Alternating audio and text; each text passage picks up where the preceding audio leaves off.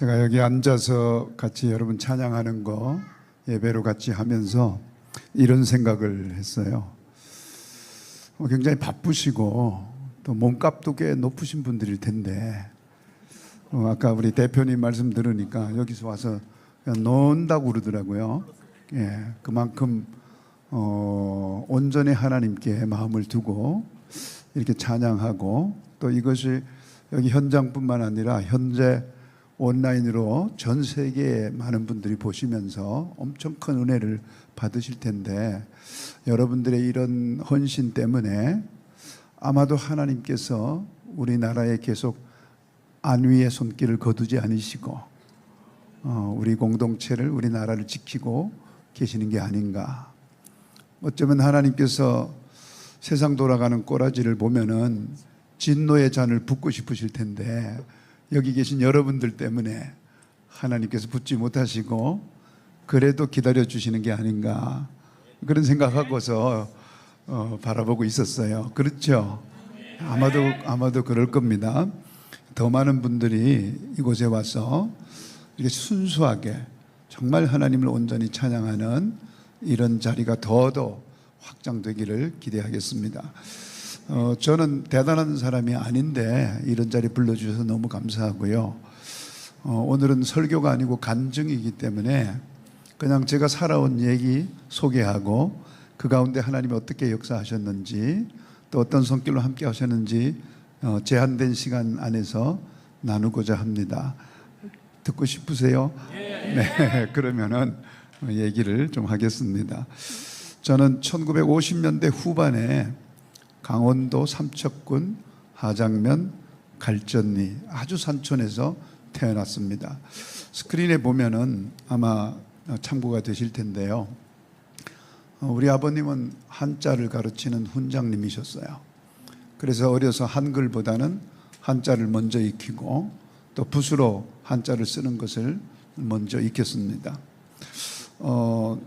그런데 계속 그렇게 산골에서 살아가는 그 훈장님의 아들이었기 때문에 기독교에 대해서 이해할 수 있는 기회를 잘 갖지 못했어요. 그런데 아마 초등학교 2, 3학년인가 그때 동네에 교회가 들어오고 또 그 교회에 우리 누이들이 다니기 시작하고 저도 이제 한 번씩 가보고 근데 아버님이 훈장님이셨기 때문에 이런 말씀을 하셨어요. 교회에서 가르치는 천당은 허망한 것이다. 사람이 죽으면 육체는 죽어서 땅으로 없어지는 것이고 혼은 공중으로 흩어져 없어지는 것이거늘 어찌 혹세무민하며 천당을 가르치는가 하고 교회의 천당을 가르치는 것에 대해서 매우 불편하게 생각하셨어요. 그리고 누이들이 교회에 가서 이렇게 찬송이라도 배워서 집에서 부르려고 치면 집안에서 그렇게 시끄럽게 하는 게 아니다 이렇게 하시면서 이제 그렇지만 굉장히 궁금했습니다. 교회는 참 궁금한 곳이더라고요. 학교에 한 개밖에 없는 풍금이 교회에는 단독으로 하나 있어요. 그러니까 그 풍금을 치는 선생님의 그 풍금 치는 소리가 너무나 궁금하고 그러니까 한 번씩 이제 가보곤 그랬죠. 그런데 제가 살았던 그 동네는 얼마나 산골인지 혹시 여러분 영화 웰컴 투 동막골이라고 아시나요? 딱 그런 곳입니다. 그렇게 도매산골이고 사용하는 말투도 너무 비슷해요. 너무 깜짝 놀랐어요. 어떻게 저런 영화를 저렇게 말투도 똑같이 만들 수가 있지. 그런데 스크린이 지금 여기 있는 분들은 못 보게 돼 있네요. 제가 이제 영상을 웰컴 투 동목골에서 조금 따온 게 있는데 간증이 좀 재미없을 것 같아서 이런 걸로 좀 때우려고 제가 가져왔는데 한번 같이 보실까요? 잠깐 정말 말투도 똑같고 산세도 똑같고 그런데 중학교까지 이제 그 시골에서 졸업을 하고 고등학교는 조금 더 한 70리 떨어진 태백기계공업 고등학교라는 곳을 이제 가게 됩니다. 초등학교 4학년 때 어머님께서 여러 가지 사정으로 먼저 하늘나라에 가시고 또 위에 두 누님들, 또 제 밑에 여동생이 있었는데, 제 누님들은 다 서울로 일하러 가고 제 여동생이 이제 있었습니다. 여동생을 데리고 빨리 독립을 해서 돈을 벌어야 되니까, 마침 그 당시에 AID라고 해서 아시아개발기구에서 주는 장학제도가 있었어요. 그래서 거기에 힘입어서 이제 태백기계공업학교에 이제 진학을 하게 되죠. 근데 불행스럽게도 아버님께서 또 고등학교 1학년 학기를 마치기 전에 또 돌아가셨어요. 그래서 결국 이제 여동생하고 저하고 둘이 소년 가장이 돼 버린 거죠. 그랬는데 고등학교 2학년 때 CCC 출신의 저희 학교 선생님이 제가 다니는 교회의 선생님이기도 했는데, 그분이 구체적으로 예수님을 소개해 줬어요. 그래서 그 당시에 예수님을 소개받고 영접하고, 그리고 이제 예수님을 믿는 사람이 됐습니다. 예수님을 믿는 사람이 되고 난 이후에 정말 견딜 수 없는, 감당할 수 없는 어떤 일들이 생기면서 그걸 통해서 제가 평생 하나님 섬기는 사람이 되겠습니다, 이렇게 서원하는 과정에서 그 기적 같은 일이 벌어지고, 그리고 그것 때문에 저는 하나님께 결단한 사람이 되었습니다. 오늘은 이제 시간을 좀 조절해야 되기 때문에 그 얘기는 할 수가 없는데요. 그러고서 이제 1976년도에 경상남도 창원에 있는 대우 중공업이라고 하는 회사에 이제 취직을 하게 됩니다. 그곳에서 대공포 발칸포라고 하는 저공 비행을 하는 북한의 AN2라고 하는 그 비행기를 잡을 목적으로 대공포를 우리가 그 당시부터 만들기 시작했는데, 거기에 그 조립하는 조립 생산 라인에서 이제 중요한 역할을 감당했었죠. 그러는 과정에서 이제 마산 창원에 공장이 있었지만 숙소는 마산시 자산동이라고 하는 곳에 있었기 때문에, 혹시 마산 출신이 있나요? 그 동네 분들? 네. 제 마음대로 얘기해도 되겠네요, 그럼. 네. 네. 거기 이제 몽고간장이라고 그 마산시 자산동 무악산 밑에 있었고, 거기에 있는 이제 교회였는데, 그 교회에서 정말 열심히 신앙생활을 했어요. 그리고 무악산 기도원에 가서 청년 시절에 산기도를 하고, 그러면서 은혜를 받고 이제 신학대학에 가야 되는 소명을 받게 되죠. 그래서 간 곳이, 제가 그때 출석하던 교회가 침례교회였습니다. 그래서 여기 대전에 있는 침례교 신학대학에 이제 진학을 하게 됩니다. 그런데 신학교에 이제 갔습니다마는 학비를 조달할 능력이 안 되는 거예요. 그래서 신학교 다니는 내내 소위 말하는 알바를 했어요. 그 당시엔 고학이라고 그랬는데 요즘 알바라고 그러잖아요. 그래서 뭐 알바 종류도 신문 배달부터 시작해서 야채 배달하는 거, 또 의학 신문을 봉투를 해서 보내는 거, 가전제품을 파는 거, 대우 피아노를 파는 거, 또 가장 기억에 남는 알바는 주식회사 몸부림이라고 그래가지고 이제 포장마차를 하는 거예요. 물론 술 파는 포장마차가 아니고 호떡을 굽고 오뎅을 팔고 떡볶이를 팔고 옛날식 핫도그 있죠. 꽂아서 튀겨서 설탕을 잔뜩 발라서 먹는 거 드셔보셨나요? 네, 이제 그런 장사를 했는데, 그 포장마차 이름을 제가 이제 몸부림치고 있으니까 주식회사 몸부림 이렇게 했어서 굉장히 이제 유명한 말하자면 포장마차가 되었는데요. 대전에 가면은 동양백화점이라고 있거든요.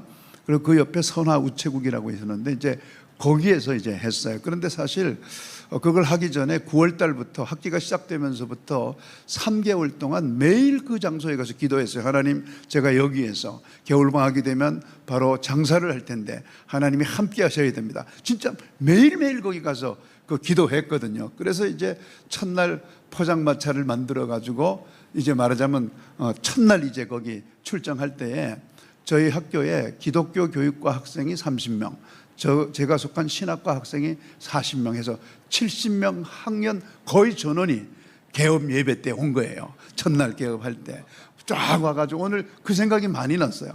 한 70명 신학대학 학생들이니까 대개 다 자기 사부 성부로 부를 수 있잖아요.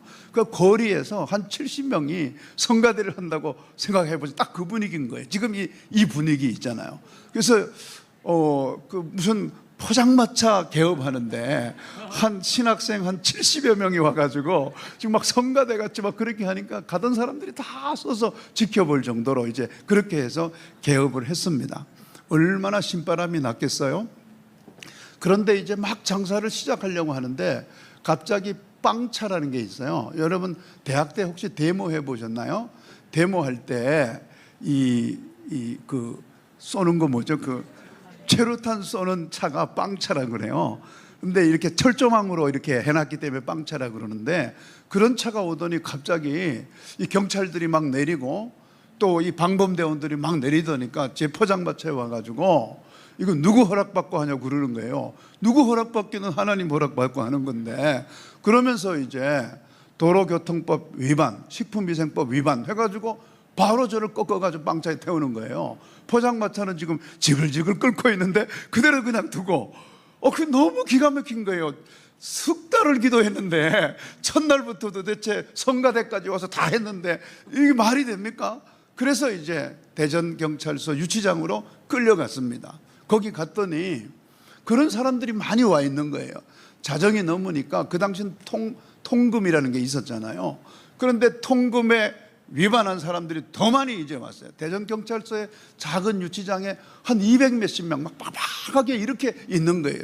추운 겨울 12월 4일이니까 얼마나 춥습니까? 그 추운 겨울날 당직 경찰은 그냥 그 난로에 이렇게 끼고 앉아가지고 아무 상관도 안 하니까 그 한 200여 명 되는 말하자면 통금이라든가 뭐 이런 데 잡혀온 사람들이 굉장히 막 시끄럽게 막 그런데 오늘 이 대표님처럼 약간 수염도 있고 험상궂게 생긴 대표님은 험상궂게 생기지 않았지만 그분은 좀 험상궂게 생긴 어떤 분이 막 이제 소리를 막 지르는 거예요. 조용히 해, 뭐 XXX 이렇게 하고 그다음 지금부터 대전경찰서 유치장 콩쿨 대회를 시작하겠다 뭐 이러는 거예요. 너무 웃기지 않아요? 뜬금없이. 그러면서 이제 이 사람이 딱 지적하면 노래를 불러야 되는 거예요. 그래서 이제 노래 부르면 이 자식 밥 먹고 노래만 불렀다고 때리고 못 부르면 못 부른다고 때리고 잘 부르면 잘 부른다고 때리고 막 이런 아수라장인데 너무 재밌는 거예요. 그런데 사실은 남 맞는 거 보면 너무 재밌잖아요. 그래 이제 막 하니까 이 경찰도 심심하던 차에 보고서 너무 엔조이하는 거예요. 그 장면을. 근데 문제는 이제 내 차례가 오면 어떡할 거냐. 왜냐하면 그 당시 너무 경건했기 때문에 대중가요를 떠올리니까 하나도 생각이 안 나는 거예요. 그래서 찬송밖에 생각이 안 나는데 찬송 불렀다간 뭐 얼마나 좋 터질지 알 수가 없잖아요. 그래도 너무 이제 막 계속 이제 순서대로 오는데 거의 이제 내 차례까지 오는데 이거 어떡하지? 막 기도를 해도 이게 대책이 안 서는 거예요. 주 하나님 지으신 세계 이거 부를까? 아니면 뭐 그 당시에 이제 그 남진 씨가 불렀던 물어 찾아왔어 뭐 이런 거 있었거든요. 그런 건데 딱 한 소절만 생각이 나는 거예요. 그러니까 중간에 끊으면 또 맞을 것 같고 막 너무 두렵고 막 그런 거예요. 겁도 나고. 그래서 이제 드디어 내 옆 사람이 지적이 돼서 이 사람 부르다가 좀 맞았어요. 그런데 아마 하나님께서 기적을 베푸신 것 같아요. 제가 이제 그 당시에 이제 그 포장마차를 하다가 갔기 때문에 마스크를 하고 모자를 쓰고 뽀빠이 바지라고 왜 위아래 붙은 거 있잖아요. 그 청바지 그걸 입고 이제 갔거든요. 그러니까 이제 모자 쓰고 마스크 끼고 그걸 입었기 때문에 제 정체가 안 보이는 거잖아요. 근데 무슨 용기로 그런지 그 사람의 허리춤을 잡고 확 당겨서 주저앉혔어요. 그 깡패짓 하는 사람을. 갑자기 조용해지면서 아마도 대부분의 사람이 더 센 놈이 나타났다고 생각한 것 같아요. 저는 근데 너무 무서워서 그렇게 해놓고 가만히 있었어요. 잠시 시간이 흐른 다음에 사람들이 다시 웅성웅성하면서 이분이 그러더라고요. 누구시냐고 저보고. 자기는 뭐 선화동에 누구라고 이제 이렇게 얘기하더라고요. 누구라고 말해야 되지? 그래서 이제 모자를 벗고 죄송합니다. 저기 목동의 침신대학교 다니는 2학년 누구입니다. 너무 기가 막히잖아요. 그리고 이분이 전도사네. 그러면서 자기는 동대전 선결교회 자기 어머니가 권사님이고, 근데 여기 왜 왔냐고 조금 물어요. 그래서 이제 이만저만 해서 왔다고 그랬더니 아이고 오늘 단속날인 건 몰랐냐고 막 그러면서 앞으로 자기가 단속날은 알려줄 테니까 단속날은 오지 마라. 그래서 이제 안 맞고 넘어갔어요. 그리고 그날 콩쿨 때는 그걸로 끝. 네. 그리고 이제 그 다음 날 저는 이제 대전 법원에 즉결 심판, 도로교통법 위반, 식품위생법 위반으로 즉결 심판으로 갔습니다. 이 사람은 폭력 행위로 즉결 심판에 들어왔더라고요.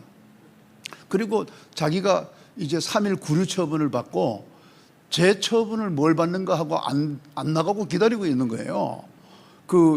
이 법원에 가면은 그걸 뭐라고죠? 이렇게 무슨 뭐 하는 사람들처럼 이런 사람들이 있는데 그 사람들이 막 끌어내거든요. 안 나가면. 근데 이 사람이 조금만 이러면서 기다리고 있고, 드디어 판사가, 즉심 판사가 저에게 신문하는 거예요. 이름, 주소, 그리고 도로교통법 몇 조 위반, 뭐 땅땅땅 벌금 얼마 이렇게 한 거 끝이거든요. 너무 억울한 거예요. 장사도 못 해봤는데 판사님 할 말 있습니다 하니까 땅땅땅 벌금이 더 올라가요. 한 번 얘기할 때마다. 그래서 찍소리도 못하고 벌금만 더 올라가고 끌려 나왔어요. 그리고 이제 그 충격 때문에 이틀 동안 장사를 못 나가고 수술이고 3일째 되던 날 이제 드디어 다시 주식회사 몸부림을 끌고 그 자리에 갔습니다. 3일 후에 이 친구 3일 구류 마치고 온 거예요. 와서 인사하면서 앞으로 자기가 단속 날짜 다 알려줄 거고 이 주변에 먹는 집 정리해 줄 테니까 장사 잘해보라 이러더라고요. 그러더니 이 사람이 뭐 옆에 있는 계란빵 장사도 둘러버리고 막 이렇게 해가지고 먹는 사람, 장사하는 사람을 이 사람이 다 정리해 버리는 거예요. 사실 엄청 미안하더라고요. 근데 내 시킨 거 아니거든요, 진짜로. 그래서 이제 그날부터 독점적 장사가 시작이 된 거예요. 그러면서 계속 매출이 오르고 또 막 이제 그 당시는 그 과외 공부를 정부에서 전두환 정권이 들어오면서 과외 공부 못하게 했어요. 그러니까 전부 대학생들이 뭐 할 게 있어야죠. 그러니까 이제 대전 KBS에서 취재가 나온 거예요. 대학생이 호떡집 장사한다 이 소문이 나니까 저희한테 카메라를 들이대는 거예요. 그리고 KBS가 왔다 가니까 MBC가 또 오는 거예요. 2번 방송에 나갔어요. 그러니까 옆에 거기 한밭 여중이라고 있는데 아이들이 막 그다음부터 와가지고 아저씨 텔레비 나오죠 하면서 막 애들이 뭐 얼마나 몰려오는지 막 장사가 되기 시작하는데, 그러고 난 다음에 무슨 뭐 제일은행 대전 지점장, 충청은행 대전 지점 막 이런 은행 지점에서 지점장들이 와서 사 먹는 것보다 금일봉을 더 많이 놓고 가는 거예요. 이렇게 대학생 한다고 막. 그리고 급기야 대전시청에서 연락이 온 거예요. 시청의 시청 직원들이 이 점심 먹고 후식으로 호떡을 1000개를 주문한 거예요. 여러분 이 1000개를 어떻게 굽습니까? 그래서 아예 집에서 아침부터 구웠어요. 그리고 이 1000개를 구우려니까 반죽을 어마어마하게 해야 되잖아요. 그래서 이 반죽에 비밀이 있는 겁니다. 반죽을 어떻게 했냐면 이 손으로 하려면은 이 밀가루 반 포대 정도는 손으로 할 수 있는데 한 포대 정도는 손으로 도저히 할 수가 없어요. 그리고 손으로 막 이렇게 하면 또 땀이 흘러서 막 섞이고 그러잖아요. 그래서 이제 방법을 생각해냈어요. 발을 깨끗하게 닦았습니다. 그리고 이 발에 있는 털을 싹 다 깎았어요.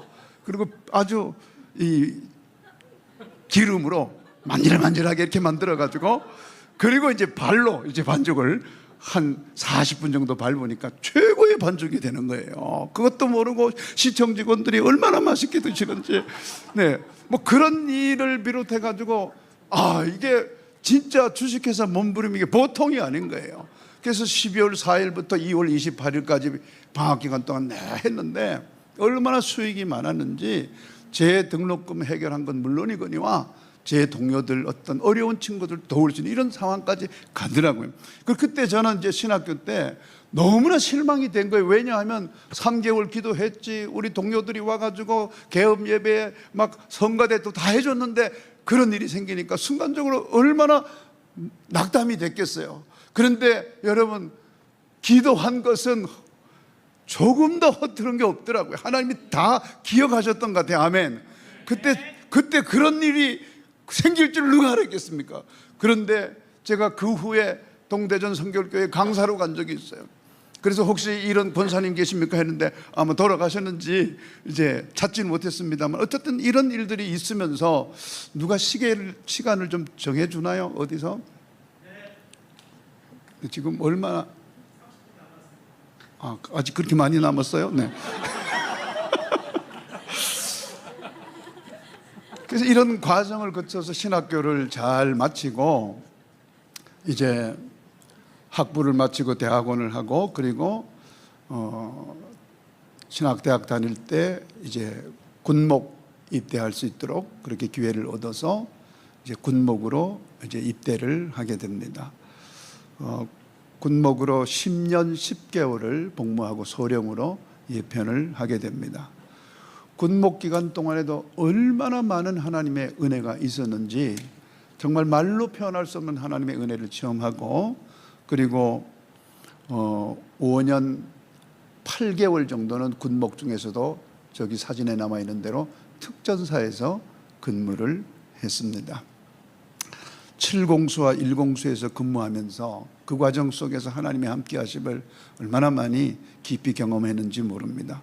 그런데 하나님께서 이렇게 몸으로 때우는 특전사 같은 데서 근무했던 사람을 근무 끝날 무렵에 미8군 용산본부로 명령을 내셨어요.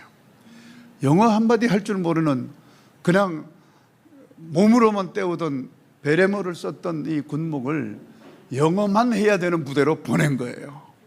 얼마나 고생을 했는지 몰라요. 여기 에피소드는 책 5권 써야 돼요. 진짜 영어가 안 돼가지고 당했던 그 에피소드는 너무너무 재미있는 얘기들이 많습니다. 그래서 이제 용산 미8군 본부에서 근무를 마치고 한국군부대인 6사단에서 이제 전역을 합니다. 그런데 이제 이 전역하는 과정에서 제가 방공사령부라고 하는 데서 근무하고 있을 때, 그 당시에 저는 아직 대위 계급장을 달고 있었는데 진급을 해야 되는 그런 기수가 아니었어요. 그런데 느닷없이 전 동기들 중에 일반 사회목회 경력이 있는 2사람을 빼고 제가 특진을 한 거예요. 동기들보다 1년 더 빨리 소령 계급을 다는 기회를 얻은 거예요. 그래서 얼마나 기쁩니까? 여러분, 결혼한 사람은 가장 기쁜 일이 생겼을 때 누구를 제일 먼저 찾아요? 이 답도 하기 힘들어요. 큰일 났네 진짜. 아니, 결혼한 사람은 가장 기쁜 일이 있을 때 누구 찾아요? 배우자를 찾잖아요. 제가 이 대답을 빨리 안 나오는 거 보니까 문제 있네 여기 진짜. 그래서 이제 너무나 얼떨떨하잖아요. 기대를 전혀 안 했는데 진급 발표가 딱 나니까 빨리 집에 가서 부인에게 말해주고 싶은데, 또 부대에서 뭐 이렇게 많이 또 이렇게 지연시켜요. 막 죽겠는데 나는 빨리 가서 얘기해주고 싶어서. 그래서 집에 달려갔더니 우리 집 사람이 벌써 누군가 다 얘기해버렸더라고요. 제가 제일 먼저 얘기하고 싶었는데. 그래서 저를 안방으로 데려가더니 할 말이 있다는 거예요. 분위기가 심상치 않는 거예요. 너무나 기쁜 일 아닙니까? 군복 입은 사람이 특진했으면 그보다 더 기쁜 일이 어디 있습니까? 그런데 우리 집사람이 저를 데리고 안방에 가더니 드릴 말씀이 있다. 그러더니 지난 1년 동안 본인이 아침 금식을 하면서 기도했다는 거예요. 기도의 내용이 무엇이냐면, 만약에 우리 남편이 이번에 진급 대상이 아닌데 진급이 되면 하나님이 군을 떠나라는 것으로 이해하겠다는 거예요. 아니, 거꾸로 해야 되는 거 아닌가?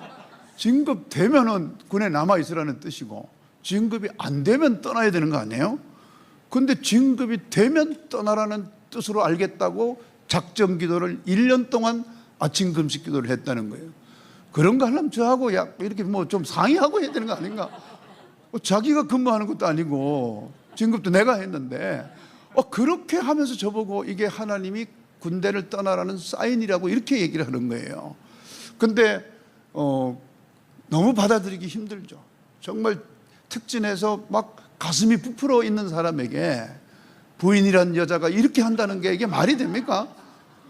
그렇지만 하나님께 1년 동안 기도했다고 하니까 제가 하나님의 종이라는 사람이 거기에 순종 안 하면 또 안 되잖아요. 그래서 받아들인 거예요.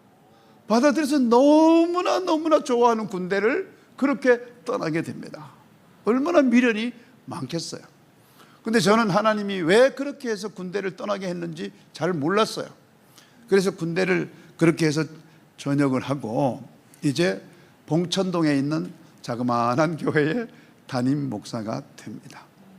근데 하나님께서 그때 저에게 어떤 영감을 주셨냐면은, 그때 제가 군대를 이제 전역한 게 1995년 12월 달이었는데 봉천동 자그마한 교회에 담임을 할 때 1997년 8년이 IMF라는 게 터집니다.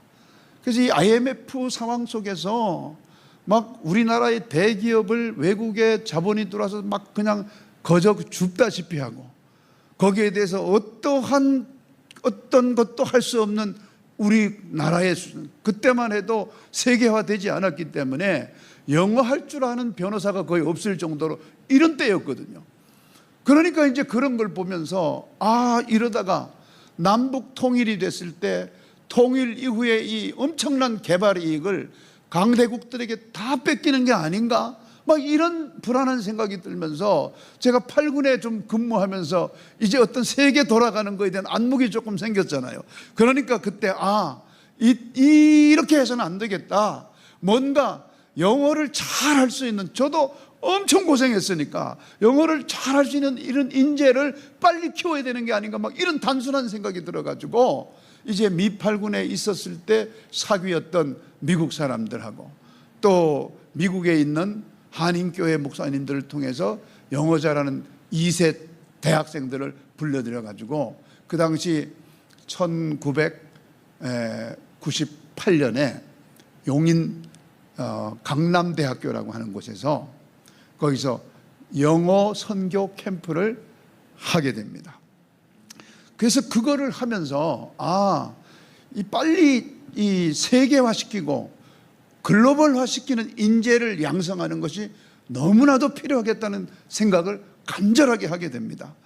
그래서 이제 그걸 계기로 해서 저는 1998년 가을에 미국으로 이민을 가게 됩니다. 내가 이 한국에 있어서는 세상 돌아가는 걸 잘 모르겠다.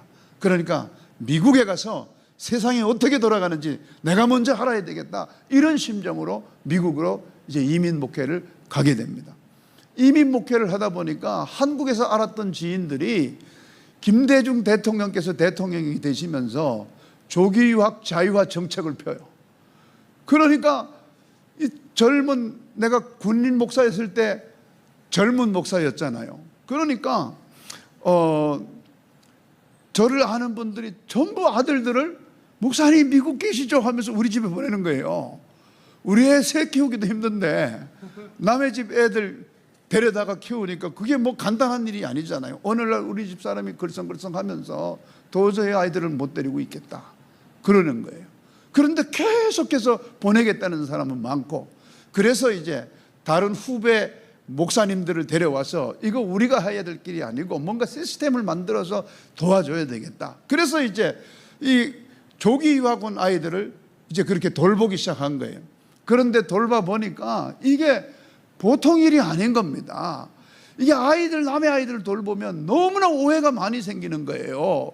어쩌다 한번 라면 끓여주면 얘는 계속 라면만 끓여준다 그래요. 뭐 이런 식인 거예요. 그러니까 이게 남의 새끼 키우는 게 이렇게 힘든 거구나, 이런 생각을 하면서 또 두 번째는 뭐냐면 그렇게 돈을 많이 쓰는 만큼 효과가 있는 것 같지를 않는 거예요.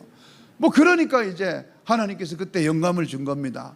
차라리 이렇게 할 게 아니라 한국에다가 미국 학교 같은 걸 세우면 되지 않나. 이런 생각을 한 거예요. 글로벌 인재를 키우긴 키워야 되는데 미국의 아이들을 다 데려와서 키우는 건 이런 문제가 있으니까 차라리 한국에다가 학교를 세워서 미국 학교하고 똑같은 학교를 세워서 키우는 게 돈도 덜 들고 더 효과적이겠다. 정말 그렇게 단순하게, 제가 그 당시에 무슨 교육 전문가도 아니에요. 그래서 2003년에 이렇게 음성 캠퍼스를 만든 겁니다. 사진에 보면 알겠지만 너무 근사하죠. 또 2011년에는 문경 캠퍼스를 만든 거예요. 또 2015년에는 미국의 어떤 캠퍼스가 어마어마한 180에이커니까 우리나라로 치면 22만 평 되는 그 부지 위에 빌딩만 80몇 개가 있는 큰 미국 학교가 이 참전용사 자녀학교로 쓰다가 오바마 대통령 때 문을 닫은 캠퍼스가 있었던 거예요. 그 캠퍼스가 우여곡절 끝에 무상으로 50년 동안 우리에게 그냥 줄 테니까 학교 하는 데 쓰라는 이런 기적 같은 일이 생겨가지고 미국 캠퍼스가 2015년에 문을 열게 됩니다. 그리고 2020년에 세종시 반곡동 국책연구단지 앞에 또 캠퍼스가 만들어지게 돼서 지금 4개의 캠퍼스에 학생들이 한 1000여 명 재학하고 있으면서 현재까지 배출한 학생들은 졸업하는 학생 한 2000여 명, 졸업 끝까지 못한 학생 한 500여 명 해서 한 2500여 명 정도가 우리 동문이 돼 있어요. 근데 이 동문들은 전 세계에 정말 괜찮은 학교에 간 아이들도 많고 또 대륙마다 다 학생들이 나가 있어요. 그래서 지금 1회 졸업생들이 37살밖에 안 되지만 앞으로 아마 대한민국을 들었다 놨다 할 그런 인재들이 될 거라고 확신하고 있습니다. 뭐 기분 나빠요. 왜 아멘을 그렇게 적게 하십니까? 기왕 남의 일에 좀 축복하셨으면 얼마나 좋아서. 이 아이들이 정말 대한민국을 들었다 놨다 할 겁니다. 아멘. 네. 그래서 이제 이런 생각을 가지고 우리 하나님께서 이 다음 세대가 지금 큰 걱정이에요. 제가 이 사역을 하고 있으면서도 이 다음 세대 어쩌면 좋은가 하는 그런 마음을 가지고 지금도 계속 간절한 마음으로 기도하고 있습니다. 청소년 복음화율 3%, 점점 내리막. 여러분, 복음화율 3% 미만이면 선교학에서는 미전도 종족이라고 하잖아요. 그러니까 청소년들이 예수 믿는 비율이 3%도 안 된다고 하는 거예요. 거기다가 인구는 점점점 줄어가지고 2022년 기준해서 출산율이 0.78밖에 안 돼요. 어떤 분 얘기를 들어보니까 올해 8월 말로 0.6대로 내려왔다는 거예요. 자, 복음화도 안 되는 데다가 아이들은 점점 없어들면서 청소년들 자살률이 얼마나 높은지 모릅니다, 여러분. 또 청소년이 자살하는 이유의 37.8%는 성적 진학 문제예요. 얼마나 우리가 아이들 공부하면서 몰아댔으면은 아이들이 이렇게 전 세계에서 가장 많이 자살하고 싶어 하는 그런 나라가 돼버린 거예요. 근데 이거 멈추어야 되는데 부모들의 욕심 때문에 멈추질 못하는 거예요. 그래서 우리 학교는 여기 아까 우리 강 대표님께서 놀러 온다고 그랬는데 우리 학교도 놀러 오는 학교를 하려고 하니까 부모들 들살에 놀러 오는 학교로서는 안 되는 거예요. 적당히 놀게 하고 적당히 공부시키는 게 정말 어렵습니다, 사실은 이 풍토에서. 어쨌든 여러분, 이런 상황에서 다음 세대는 확 줄어들고 망가지고 소멸하는 이 시대의 가장 큰 시급한 과제가 다음 세대예요. 이 버그마트 콘서트도 다음 세대 애들이 있어야 여기 누가 와서 노래할 거 아니에요. 이게 지금 너무 심각한 거예요. 45세 미만 손 들어봐요. 여기서 여성들 중에서 빨리 손 들어요. 집에 가서 남편하고 상의해서 수술하든지 어떻게든 돼가지고 한 명 더 낳아야 돼요. 늦둥이, 아주 늦둥이라도 한 명 더 낳아야 됩니다. 기분 나빠요? 어떡할 건데, 여러분? 낳을 사람이 없는데. 요새 어떤 외신에 보니까 67세 할머니가 아이를 낳았다고 하더라고요. 네. 그러니까 우리 좀 희망을 가지고, 진짜 이거는 우스갯소리도 아니고 이게 도대체 정말 이거 심각한 문제예요. 정말 심각한 문제거든요. 이런 상황에서 지금 세계관 전쟁은 더 치열한 거예요. 이 왜 이렇게 망가지고 무너지느냐 하면은 성경적 세계관이 똑바로 서지 못해서 그런 거예요.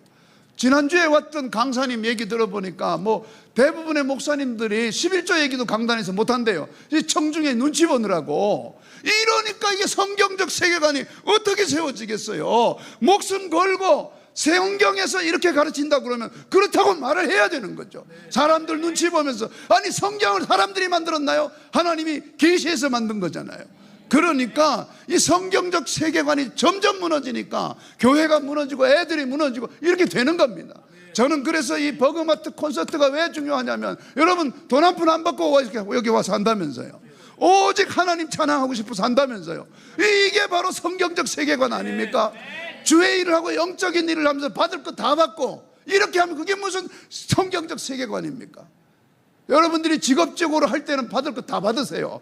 그런데 이렇게 온전히 헌신할 때는 정말 헌신해야 되잖아요. 할렐루야. 그래서 이런 게 바로 성경적 세계관을 보여주고 세워가는 과정이라는 점에서 저는 이 자리에 선 것이 너무 기쁘고 영광스러운 거예요.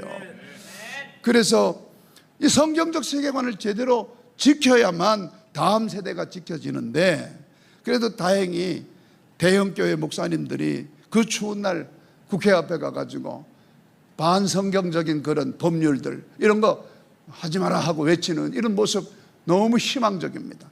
더 나서야 될 줄로 믿습니다. 그리고 두 번째는 이 변질된 복음이에요. 자꾸 타협하다 보니까 혼합주의적 이 복음, 교회도 구원이 있고 이슬람도 구원이 있고 어디도 구원이 있고 어디도 구원이 있고 다 구원이 있다고 그려버리는 거예요. 또 다원주의, 이 길도 구원의 길이고 저 길도 구원의 길이고 결국은 정점에서 만난다, 뭐 이렇게 하는 거 얼마나 듣기 좋은 소리예요. 듣기는 최고 좋은 소리죠. 너도 구원받고 너도 구원받고 술집에도 구원 있고 저기도 구원 있고 뭐 다 구원 있다 그러면은 사람들 마음은 얼마나 편하겠어요. 사람들의 마음을 편하게 해주는 게 복음이 아니에요. 죽은 사람 살리는 게 복음이거든요. 지옥 갈 사람 천국 가게 하는 게 복음이거든요. 그래서 사람을 기쁘게 하랴 하나님을 기쁘게 하랴 고민해야 되는 거예요. 그리고 하나님을 기쁘게 하는데 손을 번쩍 들어야 되는 거죠. 그렇게 해야 되는데 이렇게 혼합주의 다원주의로 복음이 변질되다 보니까 복음이 너무 약화되고 결국은 지금 어떻게 됐냐, 복음이 소멸되는 단계에 가 있는 거예요. 여러분 지도를 한번 보십시오. 지도를 한번 보면은 여러분 지도 못 보죠? 네, 방법이 있으면 좋을 텐데 지도를 보면 그렇군요. 이 파란 색깔이 동성애를 적극적으로 받아들이는 나라예요. 근데 이 파란 색깔이 뭐하고 겹치냐면은 크리스천이티, 기독교 국가들하고 겹쳐요.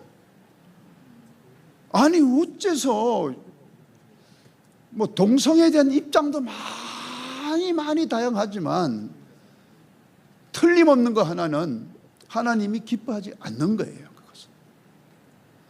그게 마치 과학적인 어떤 요인에 의해서 그렇다고 발표한 것도 지금 다 조작이라고 드러났어요. 이미.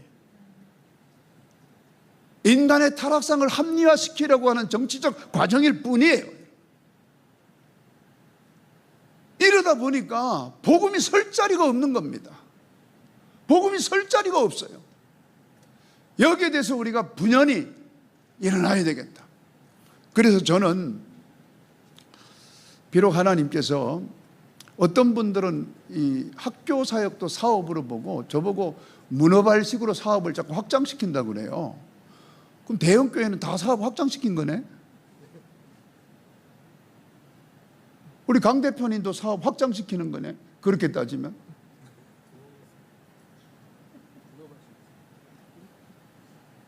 지금 아이들을요, 일주일에 한 번 교회에 가서 주일학교 다니게 해서는 이 세상의 이 엄청난 흐름을 견뎌낼 수가 없어요, 여러분.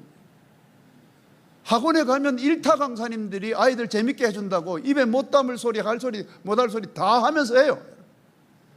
별의별 이상한 소리 다 해요, 여러분. 아이들 재밌어 하니까, 붙잡아줘야 되니까.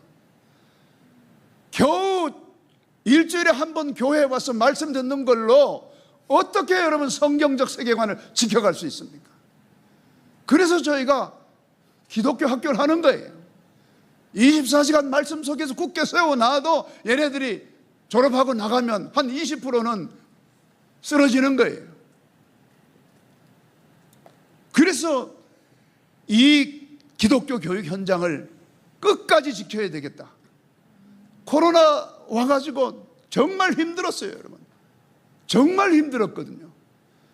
제가 이렇게 굉장히 확신에 꽉 찬 사람 같잖아요. 코로나 한 3년 지나면서 너무나 견디기 힘드니까 친구 찾아가지고 나 이제 살고 싶지 않다, 이런 말을 할 정도가 되더라고요. 그런데 하나님이 지금 살려주셨어요. 지금 이제 막 또 이제 살아나고 있어요. 여러분, 우리 끝까지 이 자리 지켜야 됩니다. 끝까지 이 자리를 지켜야 되는 것입니다. 저는 지금 세종에서 이제 세종이 출산율이 제일 높은 도시라고 해서 거기 갔어요. 서울이 싫어서 간 게 아니고 전국 서울은 지금 출산율이 0.5 얼마입니다. 세종은 1.3 정도 돼요. 그나마 그래도 좀 높은 편이거든요. 그러니까 거기 가면 초등학교, 중고등학교 아이들이 다른 데 비해서는 상대적으로 비율적으로 꽤 있는 편이잖아요. 거기 가서 교육센터를 하고 또 교회를 개척하고 하면서 지금 4개의 교회를 개척해서 이렇게 다음 세대를 살리는 교회로서 열심을 다해서 섬기고 있습니다. 또 세종에 가면은 그 작은 도시, 40만 명도 안 되는 작은 도시에 고려대학교와 홍익대학교가 세종에 있어요. 분교가. 거기에 대학생만 17,000명이 있습니다. 그 작은 도시에 대학생 17,000명인데 거기에 JMS니 신천지니 뭐 이런 사람들이 와서 설치고 있어요. 그래서 가만두면 안 되겠다. 우선 우리가 가서 다시 데려가 나와야 되겠다. 그리고 신천지나 JMS에 빠진 그 친구들도 빨리 데리고 나와서 복음으로 다시 변화시켜야 되겠다, 이런 생각을 가지고 지금은 조치원에서 개척 교회 8개월째입니다. 그런데 지금 대학생들이 오기 시작하고 있어요. 사람들이 오기 시작하고 있어요. 그래서 저는 이제 마무리하겠습니다. 자꾸 뭐가 이제 팻말이 뜨기 때문에 오늘 이런 자리에 우리 대표님께서 불러주신 거 너무 감사하고요. 또 이게 다 목회자는 누구나 꿈꾸는 로망 아닙니까? 이런 찬양 속에서, 학기들 속에서 이렇게 하나님께 예배드리는 거, 정말 이런 이 귀한 자리에 함께 했다는 것이 저는 개인적으로 너무 영광스러운 자리였고요. 비록 짧은 시간 간단하게 제 삶 가운데서 역사하신 하나님을 여러분들에게 간증했습니다. 하나님께서는 기도하고 기다리고 또 하나님의 말씀에 확신을 가지고 나아갈 때에 얼마나 하나님께서 살아계심을 확실하게 보여주시는지, 저는 우리 믿는 사람들이 마지막 때에 이런 확신이 없으면 견디기 어려울 거라고 보는 거예요. 그래서 정말 여러분들이 이왕 광야에 나왔으니까 그런 하나님을 경험하시기를 주의 이름으로 축복합니다. 지난 6월 달에 저희가 라틴 아메리카에 한 1,000명의 선생님들을 과테말라에 모아놓고 4박 5일 동안 집중적으로 교육을 시켰어요. 왜냐하면 현직 선생님들이 복음으로 훈련받으면 최고의 선교사가 되는 거 아닙니까? 현장에 가보니까 파견받은 선교사님들이 언어가 잘 되질 않아서 마음대로 복음을 전하지 못하는 측면도 있더라고요. 그래서 하나님이 지혜를 주셨어요. 저희가 스팀 교육이라고 하는 것을 전 세계적으로 제일 잘하는 학교인데 그 스팀 융합 교육을 그들에게 전수시키면서 1,000명을 모아놓고 훈련을 시킨 거예요. 그런데 그 일을 하는 데 있어서 재정이 있어야 되잖아요.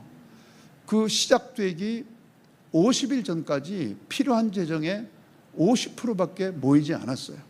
그리고 오겠다는, 그 참석하겠다는 교사들도 제대로 모집이 안 되는 거예요.